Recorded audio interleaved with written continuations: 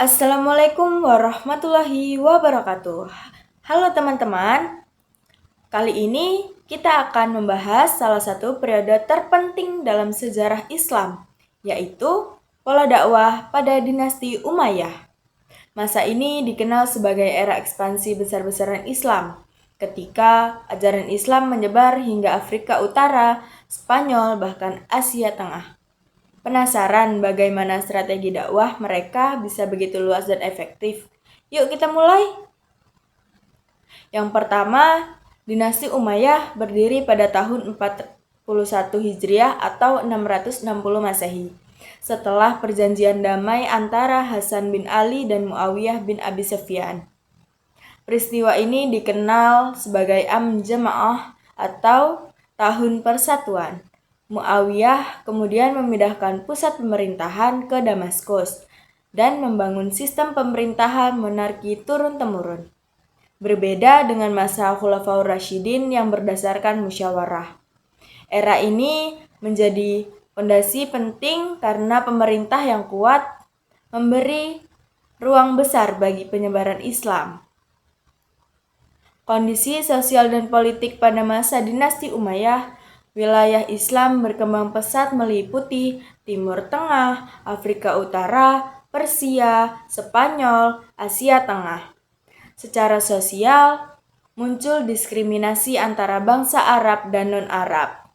Bangsa Arab lebih diutamakan dalam pemerintahan, sementara Mawali dianggap kelas kedua. Meski begitu, pemerintahan Umayyah juga membawa kemajuan besar.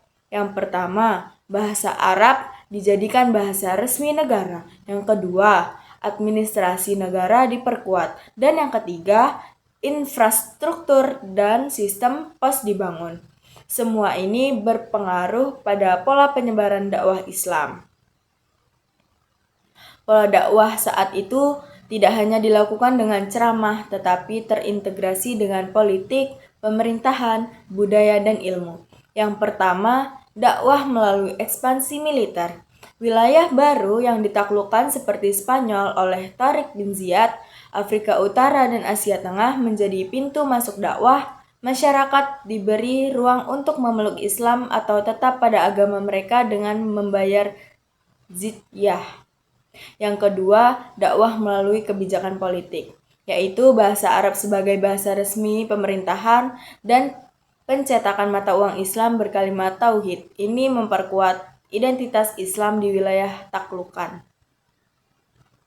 Yang ketiga, ada dakwah melalui sosial dan budaya, yaitu banyak masjid dibangun sebagai pusat dakwah, pendidikan, dan administrasi. Pedagang dan ulama menjadi agen dakwah melalui interaksi masyarakat. Yang keempat, dakwah melalui ilmu pengetahuan. Pada masa ini muncul tokoh-tokoh besar seperti Hasan al-Basri, Az-Zuhri, dan Abu Hanifah. Dakwah pada masa ini memberikan pengaruh besar, di antaranya Islam menyebar sangat luas hingga ke benua Eropa Barat. Dan bahasa Arab menyatukan umat Islam di berbagai wilayah. Kemudian perkembangan awal ilmu tafsir, hadis, dan fikih. Yang terakhir, munculnya arsitektur Islam seperti masjid dan pusat pendidikan. Meski demikian, kelebihan sistem ini disertai kelemahan seperti diskriminasi sosial dan penggunaan agama sebagai legitimasi politik. Itulah ringkasan tentang pola dakwah pada masa dinasti Umayyah, sebuah era penting yang membentuk perkembangan Islam di masa selanjutnya, dari ekspansi wilayah, kebijakan politik, budaya, hingga ilmu pengetahuan. Semua menjadi bagian dari strategi dakwah yang berdampak besar hingga hari ini. Jika kalian suka materi seperti ini, jangan lupa like, komen, dan subscribe agar tidak ketinggalan konten sejarah Islam lainnya. Terima kasih sudah menonton. Wassalamualaikum warahmatullahi wabarakatuh.